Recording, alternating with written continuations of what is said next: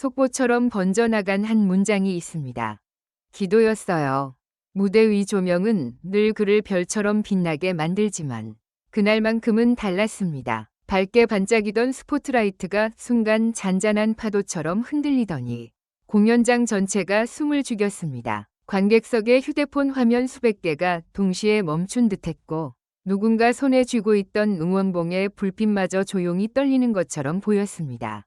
임영웅은 익숙한 미소를 띠고 있었지만 눈빛은 그 미소보다 훨씬 깊고 훨씬 솔직했습니다. 그가 마이크를 쥐는 손가락 끝이 미세하게 떨리는 순간을 포착한 사람들도 있었죠. 그리고 바로 그때 그가 예상치 못한 고백을 꺼냈습니다. 여러분, 사실 제가 가장 많이 한 건 노래 연습이 아니라 기도였어요. 1. 대체 무슨 기도? 팬들의 반응이 갈라진 순간 처음에는 모두가 같은 표정이었습니다. 감사 인사겠지. 늘 하던 따뜻한 멘트겠지. 하지만 임영웅은 흔한 수상 소감처럼 말을 흘려보내지 않았습니다. 그는 마치 오래 숨겨둔 물건을 조심스럽게 꺼내듯 문장을 한 단어씩 꾹 눌러 꺼냈습니다. 저는 잘 되게 해달라고만 기도하지 않았어요. 오히려 무너지지 않게 해달라고 기도했어요. 그 말이 떨어지자 객석 맨 앞줄에서 누군가 작게 하고 숨을 들이켰습니다. 뒤쪽에서는 손수건을 꺼내는 소리가 났고 어떤 팬은 고개를 숙인 채 화면을 보지 못했습니다. 그 무너지지 않게 해달라는 말이 사람의 마음을 찌르는 바늘처럼 정확했기 때문입니다. 그리고 여기서 첫 번째 반전이 시작됩니다. 임영웅은 왜 그런 기도를 했는지를 바로 말하지 않았습니다. 대신 한 장의 종이를 꺼냈습니다. 접혀있던 종이는 조명 아래에서 하얀 날개처럼 반짝였고 공연장의 공기는 갑자기 더 차갑고 조용해졌습니다. 이건 제가 여러분에게 꼭 읽어드리고 싶었던 문장이에요. 이 무대 뒤 봉인된 편지, 읽지 못했던 한 문장. 그 종이는 팬에게 받은 편지처럼 보이기도 했고 스스로 쓴 메모처럼 보이기도 했습니다. 임영웅은 잠깐 눈을 감았습니다. 그리고 아주 낮은 목소리로 말했습니다. 저는 누군가의 하루를 지키는 노래를 하고 싶었어요. 그 말이 끝나자 누군가 영웅야 하고 울먹이며 불렀습니다. 하지만 임영웅은 그 뒤를 더 날카롭게 이어갔습니다. 그래서 어느 날부터는 무서웠어요. 제가 여러분의 기대를 지키지 못할까봐. 제가 흔들리면 누군가의 하루도 같이 흔들릴까봐. 이 고백은 화려한 이야기보다 더 충격적이었습니다. 사람들은 흔히 스타가 성공하고 싶었다고 말하길 예상합니다. 그런데 그는 성공이 아니라 실패가 남에게 상처가 될까봐 두려웠다고 말했습니다. 무대 위에서 가장 강해 보이던 사람이 가장 약한 마음을 공개해버린 순간이었습니다.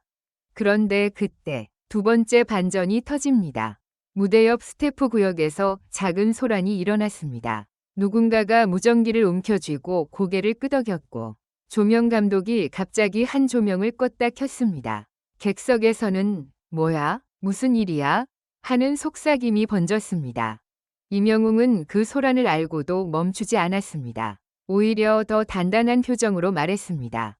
오늘 여러분에게 꼭 보여드릴 게 있어요. 30초 영상이 아니라 3초의 침묵이 진짜였다. 대형 스크린이 켜졌습니다. 모두가 예상했습니다. 비하인드 영상인가? 새 무대 예고인가? 하지만 화면에는 아무것도 나오지 않았습니다. 검은 화면, 그리고 단 하나의 흰 글씨. 기도였어요.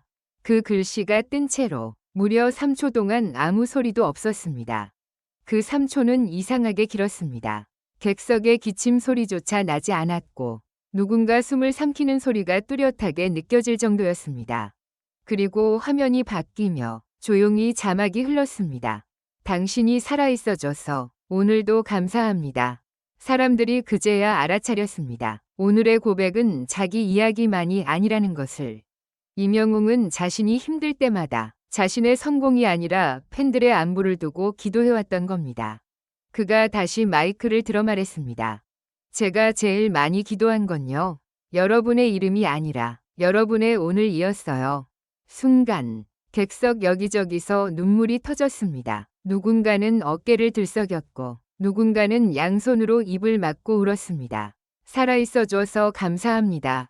라는 문장은 누가 누구에게 해도 울림이 있지만 그걸 무대 위 사람, 이 무대 아래 사람에게 건네는 순간 전혀 다른 무게가 됩니다. 4. 그런데 임영웅이 갑자기 말을 멈춘 이유. 여기서 세 번째 반전이 나옵니다.